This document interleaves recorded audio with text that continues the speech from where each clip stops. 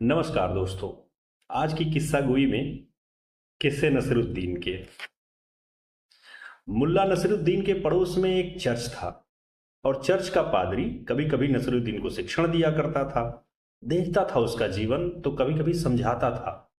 एक दिन नसीरुद्दीन ने उससे कहा, आप ठीक ही कहते हैं। मैंने अब पक्का कर लिया है कि आज जाकर मैं अपनी पत्नी से क्षमा मांग लूंगा और अब किसी की स्त्री की तरफ आंख उठा करके भी नहीं देखूंगा। बहुत हो गया। और आप ठीक ही कहते थे, लेकिन मैं ही नहीं माना। यह मन की दौड़ थी, वासना थी, चलती रही।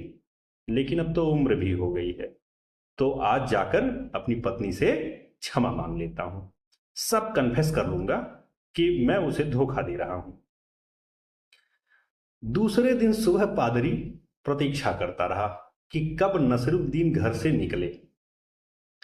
नसरुद्दीन बड़ी शान से, बड़ी ताजगी से, जोर से कदम रखता हुआ चर्च के पास से निकला।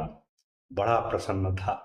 तो पादरी ने कहा, मालूम होता है नसरुद्दीन, पत्नी ने तुम्हें क्षमा कर दिया। नसरुद्दीन ने कहा, नहीं, पत्नी ने क्षमा तो नहीं किया, लेकिन अभी बात मत करो। 2-4 दिन बाद बात करना।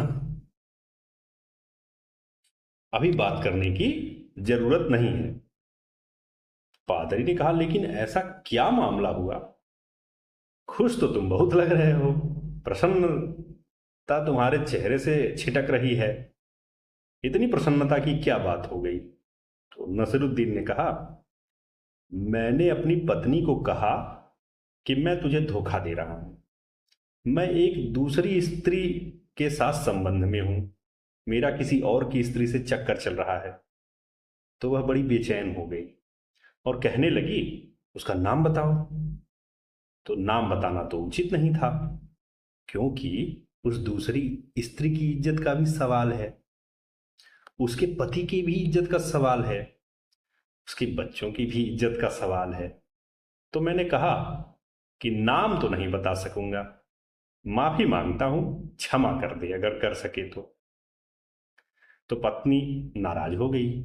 उसने कहा, जब तक तुम नाम नहीं बताओगे मैं तुम्हें क्षमा नहीं करूंगी, माफ नहीं करूंगी।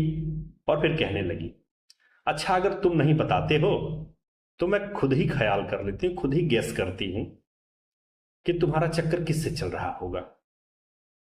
फिर उसने गेस करना शुरू किया और बोला कि कहीं तुम पादरी की पत्नी के प्रेम में तो नहीं हो। और जब मैं चुप रहा तो उसने कहा, नहीं, पादरी की बहन। और फिर मैं उसके बाद भी चुप रहा तो उसने कहा, नहीं नहीं, अब तो पक्का है कि तुम पादरी की लड़की के साथ चक्कर में हो। मैं चुप ही रहा। तो पादरी ने कहा, लेकिन इससे तुम इतने प्रसन्न क्यों हो? तो नसरुद्दीन ने कहा कि और तो कुछ हल न हुआ, but she has given me 3 new contacts. अभी बीच में मत पड़ो, बीच में पड़ो ही मत। मुझे 3 नई स्त्रियों के नाम पता चल गए हैं। इनके बारे में तो मैंने कभी सोचा ही नहीं था। मेरी पत्नी ने मुझे 3 नए कॉन्टैक्ट्स दे दिए हैं। अभी इन पे मेहनत करनी है मुझे। क्षमा बाद में मांग लेंगे। धन्यवाद।